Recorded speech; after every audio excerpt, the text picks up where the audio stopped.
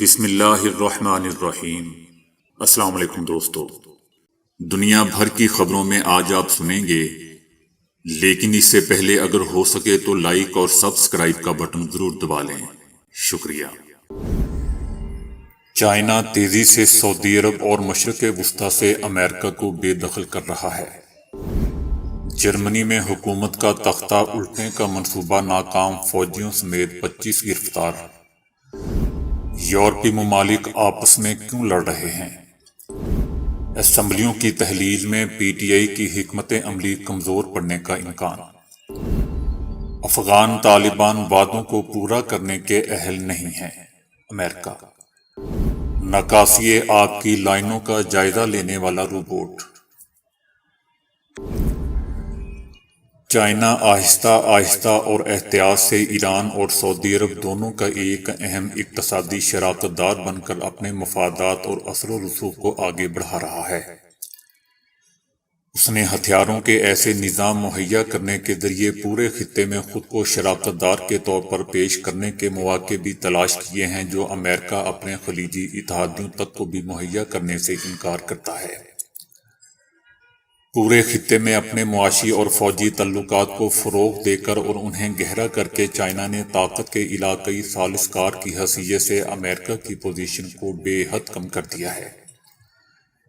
بحری قزاقی سے لڑنے کی آڑ میں چائنا نے 2017 میں جبوتی میں اپنا پہلا غیر ملکی فوجی اڈہ قائم کیا تھا۔ نتیجن چائنا اب بحر احمر اور مغربی بحر ہند میں ایک کھلاڑی بن چکا ہے۔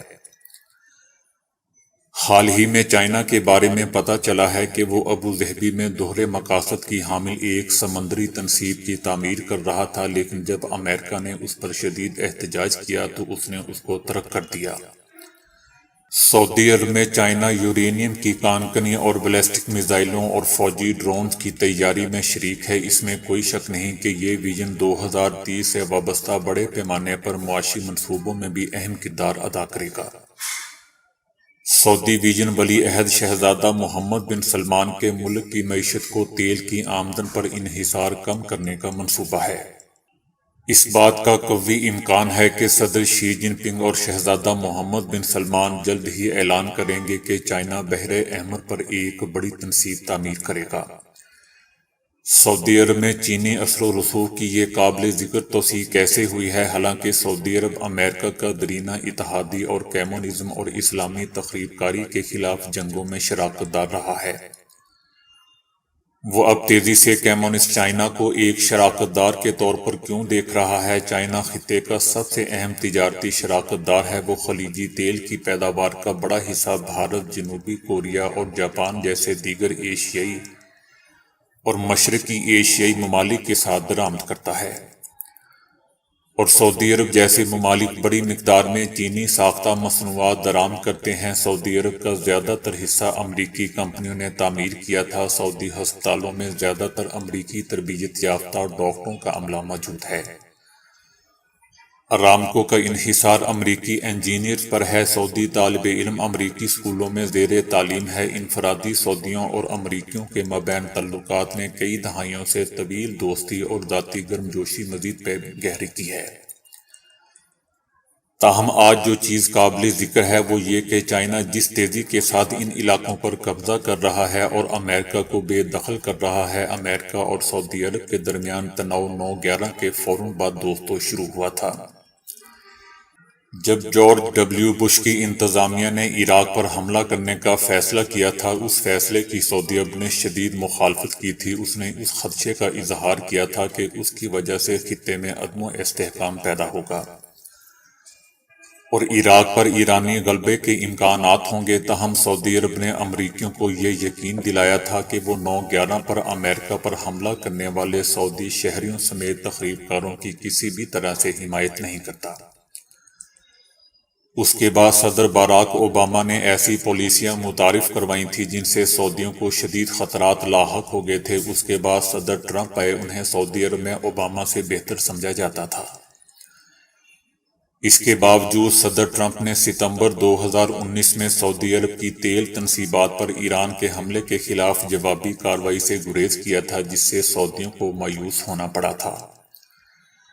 گزشتہ 2 سال کے دوران میں سعودیوں کو صدر جو بائیڈن کے ساتھ مقابلہ درپیش ہے۔ صدر جو بائیڈن نے شہزادہ سلمان کو ذاتی طور پر ناپسند کیا ہے اور عوامی طور پر انہیں خارج کرنے کی کوشش کی ہے۔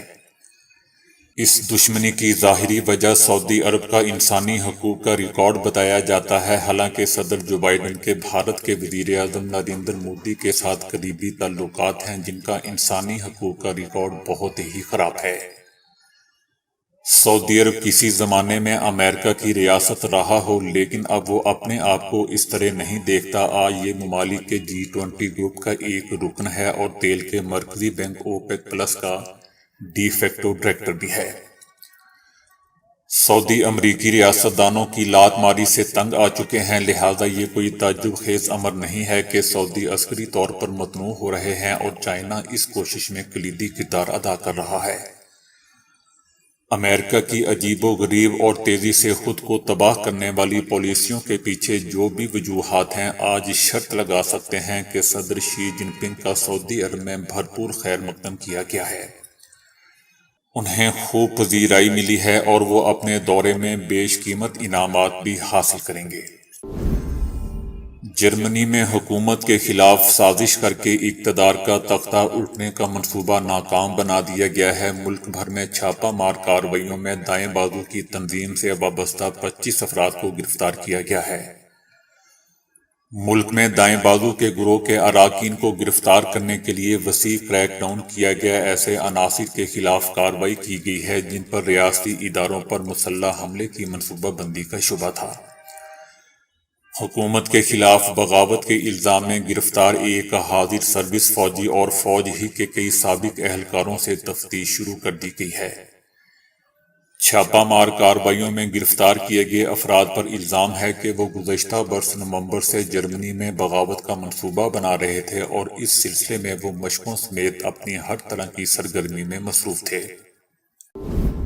یورپی یونین کے وزرائے توانائی بحران کو کنٹرول کرنے کے لیے گیس کی زیادہ سے زیادہ قیمت معین کرنے میں ناکام رہے ہیں۔ یورپی بحران میں توانائی کمیٹی کی جانب سے توانائی کی قیمتوں کے بارے میں جو قرارداد لائی گئی اس میں شدید اختلافات ہو گئے ہیں۔ یہاں تک کہ پولینڈ اور یونان نے قرارداد کو مذاق قرار دے دیا ہے۔ امریکہ اور اس کے ساتھ 6 یورپی ممالک کوشش کر رہے ہیں کہ روس کی گیس اور تیل کی زیادہ تر قیمت متعین کی جائے تاکہ روس اس سے زیادہ قیمت پر تیل اور گیس فروخت نہ کر پائے۔ اس کا نتیجہ یہ ہوگا کہ روس کے خزانے کی آمدنی کم ہو جائے گی اور یوکرین جنگ کی صورتحال میں تبدیلی آ جائے گی، جو گزشتہ 8 مہینے سے جاری ہے۔ یورپی حکومتوں کو اب صاف محسوس ہونے لگا ہے کہ امریکہ نے انہیں بہت خطرناک جنگ میں جھونک دیا ہے اور اس بحران کا فائدہ امریکہ اکیلے خود اٹھا رہا ہے، اور امریکہ نے یورپی ممالک کے درمیان شدید اختلافات اور تنازع کے بیج بو دیے ہیں۔ یورپی حکام اب وائٹ ہاؤس کی پالیسیوں پر کھل کر اپنی ناراضگی ظاہر کرنے لگے ہیں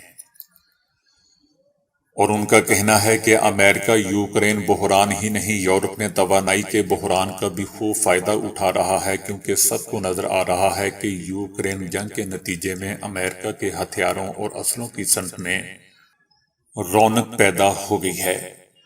امریکہ خوب جم کر ہتھیار بیچ رہا ہے۔ روس نے دھمکی دی ہے کہ روس صدر پوٹن کے حکم کے مطابق اس یورپی ممالک کو کوئی گیس اور تیل نہیں بیچے گا جو روسی گیس اور تیل کی زیادہ قیمت طے کرنے کی کوشش کریں گے۔ روس کے اس سخت پیغام کا یورپ میں گہرا اثر دکھائی دے رہا ہے۔ یورپی ممالک میں اس مسئلے پر تقسیم نظر آ رہی ہے اور روسی تیل اور گیس کی قیمت طے کرنے میں پوری طرح ناکام ہو رہے ہیں۔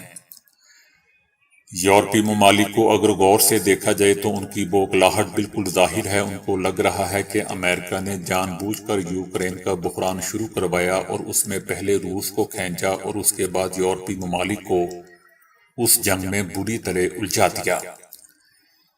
اشارے مل رہے ہیں کہ یورپ کی 2 بڑی معیشت جرمنی اور فرانس کے درمیان اس وقت شدید اختلافات پیدا ہو گئے ہیں، کیونکہ توانائی کے بحران سے باہر نکلنے کے لیے دونوں ممالک اپنے اپنے مفاد کے مطابق الگ الگ حل کی جانب بڑھنا چاہتے ہیں۔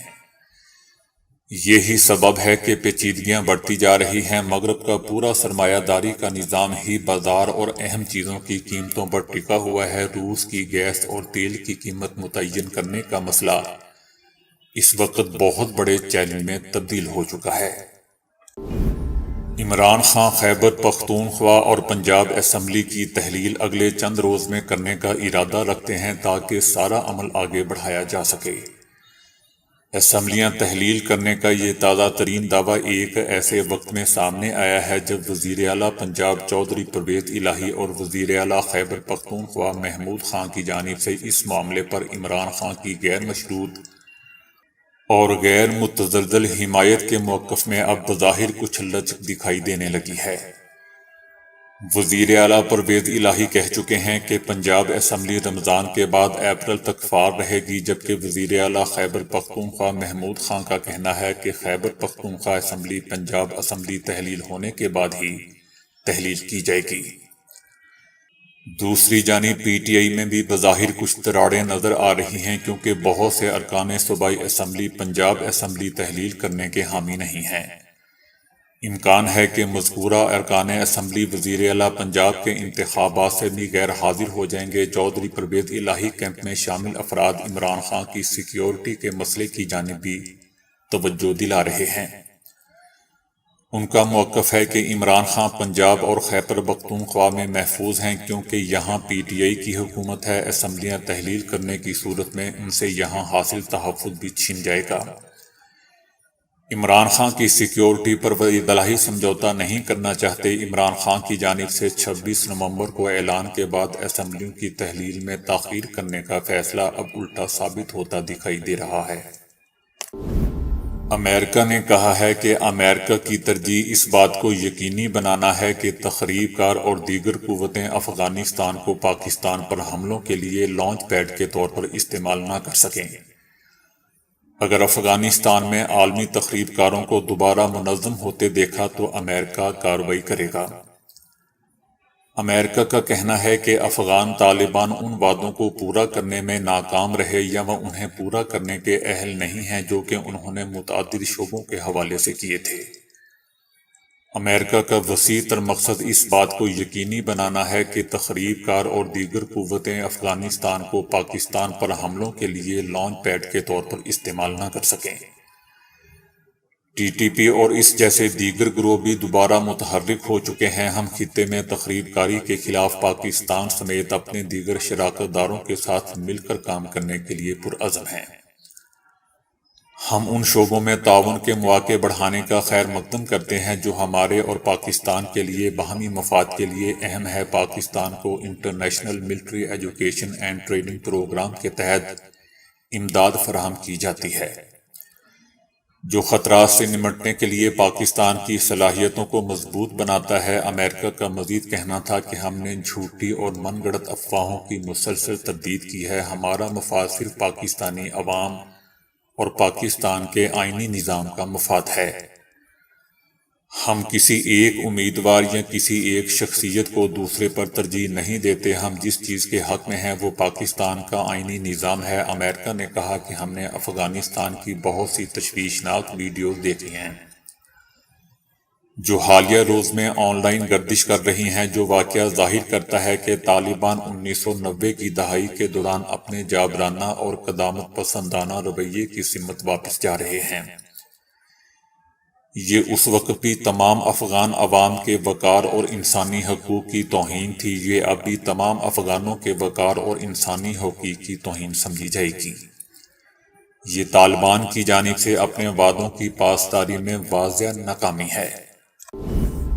برطانیہ کے سائنسداں ایسے چھوٹے روبوٹ بنا رہے ہیں جو نکاسی آب کے پائپ میں جا کر ان کو درپیش لیکیج مسائل کی نشاندہی کر سکتے ہیں۔ برطانیہ میں تقریباً 4,99,000 کلومیٹر طویل زیر زمین پانی کے پائپ نصب ہیں، جبکہ ان کی جانچ پڑتال متعدد طریقوں سے کی جاتی ہے، جن میں ساؤنڈ سکین سے لے کر کیمرے لگے تار اور ڈوگ شامل ہیں جو نل کے پانی میں کلورین کو سونگھتے ہیں۔ لیکن اس طریقے سے پورے نظام کے چھوٹے سے حصے کی ہی جانچ کی جا سکتی ہے، جس کی وجہ سے یہ مسائل نظروں میں تب آتے ہیں جب یہ بہت بڑھ چکے ہوتے ہیں اور ان کو ٹھیک کیا جانا کافی مہنگا ہوتا ہے۔ برطانیہ میں ان پائپ لائنوں کی مرمت پر ہر سال 7 ارب پاؤنڈ خرچ کیے جاتے ہیں، جبکہ مرمت کے نتیجے میں عوام کو مشکلات کا سامنا اس کے علاوہ ہے۔ تاہم محققین نے ان طریقوں کا ایک متبادل ایجاد کیا ہے جس کو پائپ بوٹس کا نام دیا گیا ہے۔ یہ روبوٹ جن کے نمونے اتنے چھوٹے ہیں کہ بآسانی ہاتھ میں اٹھائے جا سکتے ہیں ایسے بنائے گئے ہیں کہ پائپ لائنوں میں تیزی سے حرکت کر سکیں تاکہ مسئلے کی وقت پر نشاندہی کر لی جائے۔ روبوٹ کے موجودہ ورژن میں سامنے ایک کیمرہ اور دیگر سینسر نصب ہے جو 6 گھومنے والی ٹانگوں کی مدد سے چلتا ہے۔ ہائی اسکول کا طالب علم سعودی شہری محمد بن فہد اپنی شادی کے دن تقریب روک کر امتحان دینے چلا گیا۔ جس دن اس کی شادی تھی اسی دن اس کا امتحانی پرچہ بھی تھا، لیکن بجائے اپنے امتحان کو ملتوی کرنے کے دلہے نے شادی میں اسی دن دونوں کام ضروری سمجھے اور اپنی شادی کے روایتی لباس میں امتحانی مرکز پہنچ گیا۔ اس موقع پر دلہے نے اظہار خیال کرتے ہوئے کہا کہ آج تفسیر کا امتحانی پرچہ تھا، انشاءاللہ پرچہ اور شادی دونوں اچھے ہوں گے۔ امتحانی پرچہ دینے کے بعد وہ جلدی سے اپنی شادی کی تقریب میں روانہ ہو گیا۔ دلہے کی ویڈیو سوشل میڈیا پر آنے کے بعد بہت سے لوگوں نے اس کے لیے نیک خواہشات کا اظہار کیا۔ دوستو، سمجھ سے بالا تر ہے کہ اس نے شادی کی ڈیٹ کو آگے پیچھے کیوں نہیں کیا، یا پھر سوچا ہوگا کہ دونوں امتحان ایک ہی دن دے دوں۔ شادی بھی تو ایک امتحان ہی ہوتا ہے۔ مصر میں ایک چھوٹے سے بچے کی اس کے والدین کی مجرمانہ لاپرواہی اور غفلت کے نتیجے میں ہونے والی موت نے لوگوں میں سخت غم و غصے کی لہر دوڑا دی ہے۔ ایک گھر میں 4 ماہ کے ایک بچے کو مردہ پایا گیا ہے۔ یہ شکایت بچے کے والد کی طرف سے کروائی گئی ہے، جس میں اس نے بچے کی موت کی ذمہ داری اپنی بیوی، جو بچے کی ماں بھی ہے، اس پر عائد کی ہے۔ درخواست گزار نے بتایا ہے کہ 17 اکتوبر کو اس کی گھر پر بیوی کے ساتھ کسی بات پر تلخ کلامی ہوئی، تاہم بیوی بڑے بیٹے مروان کو ساتھ لے کر گھر سے یہ کہہ کر گئی کہ وہ کچھ سامان خریدنے کے لیے بازار جا رہی ہے۔ تاہم وہ بازار جانے کی بجائے اپنے والدین کے گھر چلی گئی، مگر اس نے بتایا نہیں۔ خاوند نے مزید بتایا کہ وہ بیوی کے واپس آنے کا انتظار کرتا رہا، مگر اس کی آمد میں کافی تاخیر ہو گئی اور وہ گھر کا دروازہ کھلا چھوڑ کر چلا گیا۔ بیوی کے ساتھ ناچاکی کی وجہ سے وہ بھی 9 دن واپس نہیں آیا۔ 9 دن کے بعد واپس گھر پہنچا تو اس کا بچہ بھوک سے مر چکا تھا، مگر بیوی واپس نہیں آئی تھی۔ پولیس نے جائے وقوع پر پہنچ کر اس حوالے سے مزید تحقیقات کی ہیں، تاہم بچے کے والد کی طرف سے دی گئی درخواست میں اس کا موقف غلط سامنے آیا ہے۔ اگرچہ خاوند نے بیوی سے ناچاکی کا تذکرہ تو کیا ہے، تاہم دونوں میں شدید اختلافات کے باعث بچے کی موت کے دونوں قصوروار قرار دیے گئے ہیں۔ انڈیا میں ایک الزام لگایا گیا ہے کہ ایک روایتی شادی میں بجنے والے میوزک، ڈھول باجے اور آتش بازی کی وجہ سے 63 مرغیاں مر گئیں۔ فرانسیسی خبر رساں ایجنسی کے مطابق رنجیت کمار نے بتایا کہ اتوار کی رات ان کے پولٹری فارم کے قریب سے گزرتے ہوئے بارات میں میوزک بجایا جا رہا تھا۔ میں نے بینڈ والوں سے کہا کہ میوزک کی آواز کم کریں کیونکہ مرغیاں ڈر رہی تھیں، لیکن انہوں نے میری ایک نہیں سنی بلکہ دلہے کے دوست الٹا مجھ پر چلائے۔ جانوروں کے ڈاکٹر نے رنجیت کمار کو بتایا کہ مرغیوں کی موت ہارٹ اٹیک سے ہوئی، جس کے بعد انہوں نے شادی کے منتظمین سے ہٹ جانے کا مطالبہ کیا اور ایسا نہ کرنے پر پولیس کو درخواست دے دی۔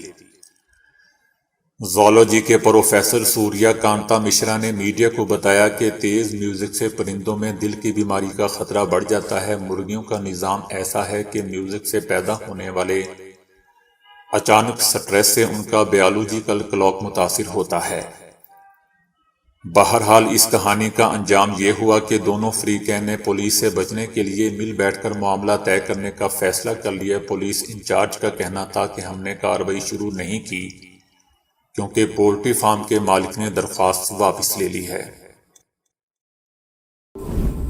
خلیجی ریاست عراق میں خراب معاشی حالات کے باعث نوجوان ملک سے باہر جانے کو ترجیح دے رہے ہیں، جس کے باعث ملک میں غیر شادی شدہ خواتین کی شرح میں 70% تک اضافہ ہو گیا ہے اور ان میں بھی 35 سال سے زائد عمر کی خواتین زیادہ ہیں۔ اس صورتحال کو کنٹرول کرنے کے لیے عراقی بینک نے دوسری شادی کو فروغ دینے کی مہم شروع کی ہوئی ہے۔ عراقی بینک نے اعلان کیا ہے کہ جو ملازم دوسری شادی کرے گا اسے بلا استثناء 1 کروڑ دینار بطور قرض مہیا کیے جائیں گے، لیکن یہ پیشکش پہلی شادی میں قرض نہ لینے سے مشروط ہے۔ بینک حکام کا کہنا ہے کہ رقم ایسے ملازمین کو بطور قرض دی جائے گی جن کی ملازمت کو 2 سال ہو چکے ہوں گے اور وہ باقاعدہ بینک کے ملازم ہوں۔ دوستو، عراق میں بوڑھی لڑکیوں کی شرح خطرناک حد تک بڑھ گئی ہے، جس پر قابو پانے کے لیے بینک کی جانب سے قرض مہیا کرنے کی پیشکش کی گئی ہے۔ تو دوستو، ابھی کے لیے اتنا ہی۔ ویڈیو کو لائک اور شیئر کرنے کا بہت بہت شکریہ۔